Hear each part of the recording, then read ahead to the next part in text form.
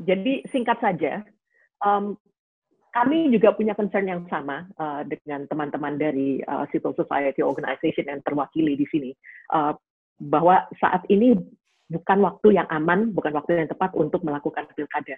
Yang pertama adalah karena jumlah kasus harian kita masih meningkat, jadi tidak hanya kasusnya setiap hari itu ada ribuan, tetapi trennya itu seperti kalau kita lihat di garis yang ungu maupun garis yang hitam, itu trennya itu masih naik. Nah, yang kedua, tren yang naik ini, yang masih meningkat ini didapatkan melalui jumlah tes yang masih sangat rendah. Nah, menurut ketentuan minimum WHO saja, itu seharusnya kita mentes minimum 40.000 orang sehari. Dan sampai sekarang, ini jumlah tes yang kita sudah lakukan itu masih di angka antara 20 sampai 30.000. Dan itu pun baru mencapai angka itu di semingguan terakhir ini, dan sebelumnya kita lebih rendah. Sehingga angka yang 4.000 kasus yang kemarin itu baru puncak gunung esnya saja. Kalau kita mengetes jauh lebih banyak orang, itu niscaya jumlah kasusnya juga akan naik, tetapi positivity rate-nya itu turun.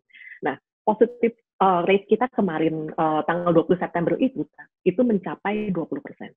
Nah, jadi 20% dari orang yang dites itu positif. Ini bukan tanda dari suatu pandemi yang sudah terkendali, yang sudah bisa dimanage. Dan kemudian, nah kalau kita belajar dari data negara lain, misalnya ya Singapura itu habis pemilu kemarin. Kalau kita lihat grafik yang di atas, itu Singapura menunggu kasus di komunitasnya itu rendah. Jadi di titik ini, jadi tanggal 10 Juli mereka melakukan pemilu, dan ketika itu jumlah kasus di komunitas itu hanya belasan, sementara jumlah kasus totalnya, jumlah kasus hariannya hari itu 150-an, tetapi sebagian besar dari kasus mereka itu terisolasi di asrama pekerja. Dan asrama pekerja ini mereka tidak datang ke TPS, mereka sudah di karantina di kompleksnya masing-masing. Jadi bisa dikatakan pada saat itu terkendali.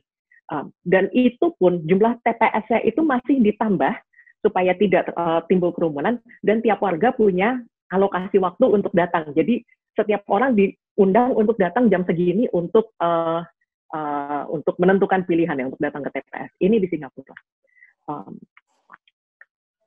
Satu lagi mungkin yang kita bisa lihat, ini Amerika Serikat juga akan ada pemilihan presiden bulan November nanti. Nah, Amerika jumlah kasusnya masih jauh lebih banyak dari kita, tetapi jumlah kasus mereka harian mereka yang tinggi itu didapatkan dengan mengetes 800.000 orang per hari. Dan kalau kita melihat tren di Amerika ini, jumlah kasus hariannya ini sudah mulai turun. Kami tidak bisa melihat gitu ya, maksudnya apakah ini kondisinya sudah aman atau belum. Tetapi setidaknya di Amerika Serikat itu ada opsi untuk menentukan pilihan melalui surat. Jadi melalui vote by mail atau mail ballot. Jadi ada banyak orang yang kalau mereka minta vote by mail itu mereka tidak perlu datang ke TPS. Sehingga lagi-lagi menghindari kerumunan, walaupun masih ada risiko penularan melalui kampanye atau melalui orang yang kemudian berkumpul di TPS. Nah, dari situ dari kami juga tingkat kematian kasus di Indonesia itu lebih tinggi dari beberapa negara lain yang datanya itu kami punya. Dan mungkin nanti ini Mbak Irma juga bisa jelaskan sedikit lebih lanjut. Nah, kalau kita melihat data petugas KPPS tahun lalu, itu ada 894 orang petugas KPPS yang meninggal. 70% dari mereka itu usianya itu di atas 40 tahun.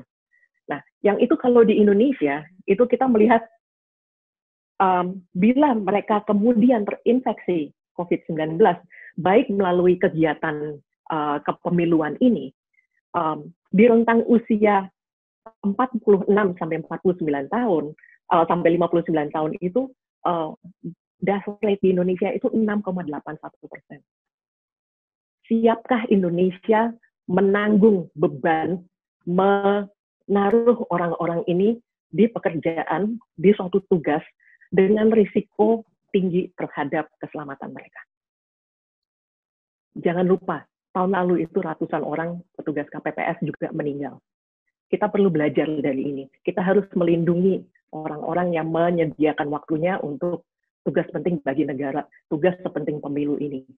Kita harus memikirkan keselamatan mereka dan juga keselamatan para pemilih.